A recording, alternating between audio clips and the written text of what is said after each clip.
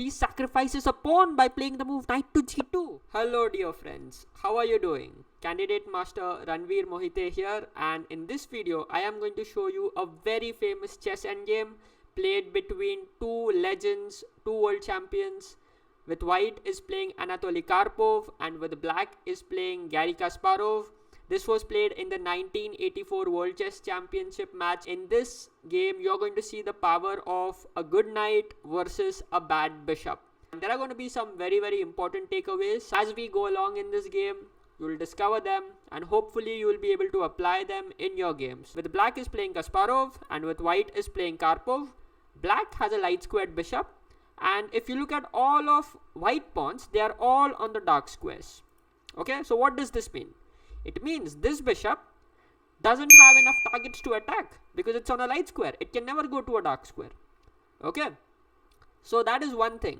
At the same time, all of the black pawns are on the light squares, which again means if this bishop were to travel somewhere, it's most likely going to happen that it's going to bump into its own pawns.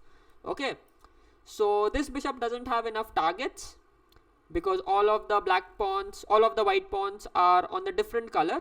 So because of this, it's clear that in this position, if there is anyone who's pressing for a win, it is white. Black played the move g into h4, thinking that after g into h4, this bishop can come here and keep defending this pawn if it ever gets attacked. After g into h4, Karpov here plays a fantastic move.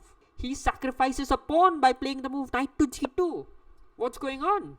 After h into g3, king into g3, there are some routes from which this king can enter black's position. If there were an h4 pawn, the king would not be able to access this square. But now that there is no h4 pawn, this king can come here, attack this, and maybe later it can also go and get inside the position. So the idea of this move knight to g2 is to open the position in such a way that this white king has a chance to enter black's position. Black captured the pawn, white captured this pawn, black played the move king to e6. If they try to defend the pawn with bishop g6, which is another alternative, white goes knight to f4, hitting at this bishop, bishop runs back, king jumps to h4. And now you have the knight, the king, and there is only one defender guarding this pawn. So this pawn is going to be lost. For example, if black plays king e7, white will take here. And once again continue their march to this pawn. If black takes, the king will capture, king e6, king g6. Because this king is very active in the position. Alright, for example, f5, f4, king d6, king f5. After king g3, black played the move king e6. Karpov gave a check with knight f4, king f5. You capture the pawn, king e6.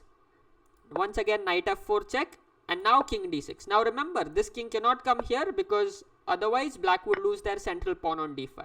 This king comes to e6, knight jumps back to e3. And white has achieved to do in this position with knight e3 is they have been able to control not only these light squares but also their pawn controls these squares. So because of these, all these squares are taken away from this king, which means there is a barrier for this king. It just cannot cross this.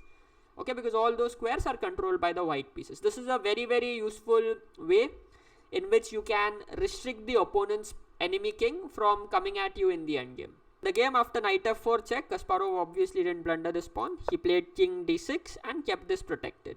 We have no pawns here, so this means this king can march forward, which is exactly what happens. White plays here king to g4.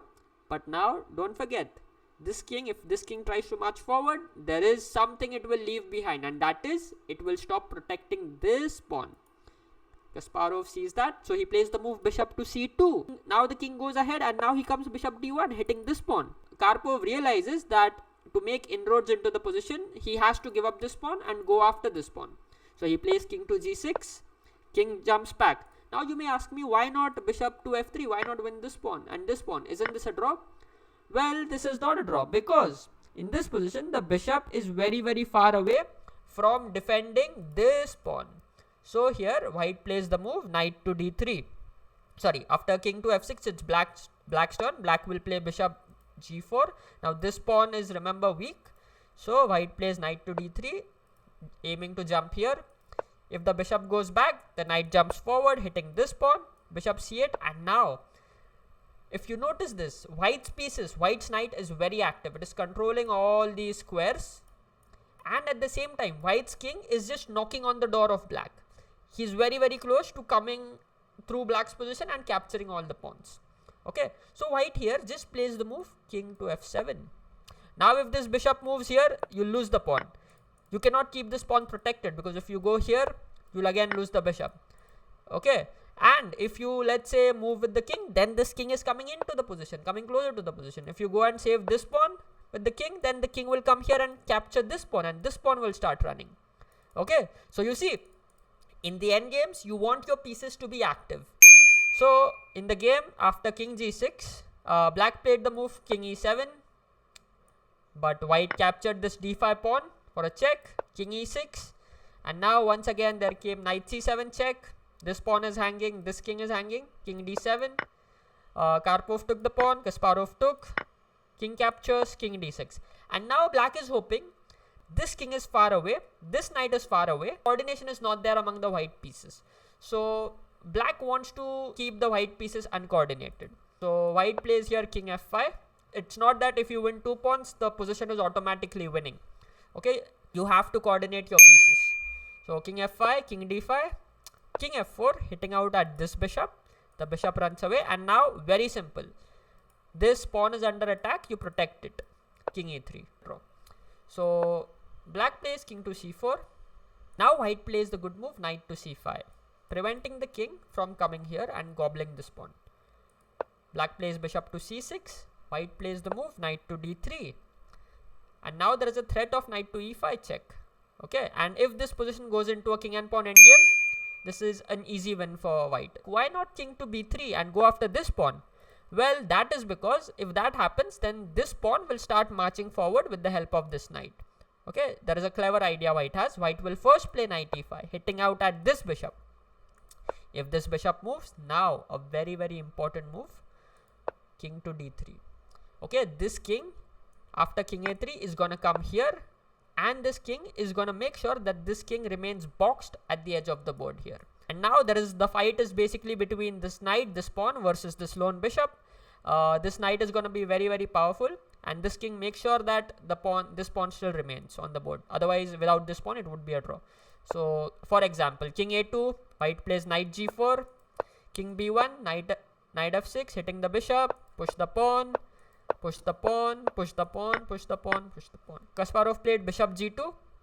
Now Karpov played knight e5 check, getting ready to push this pawn. King c3 happened, knight f6. Karpov is going to try to push this pawn after knight f4.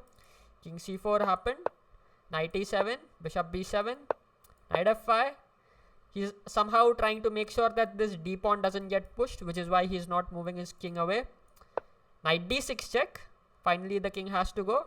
So now the king goes to b3. White captures the pawn. King a4, knight d6, and Kasparov resigned because there are 3 pawns. If black tries to capture this one starts running. Thank you very much. Subscribe to my channel, like this video. Bye bye.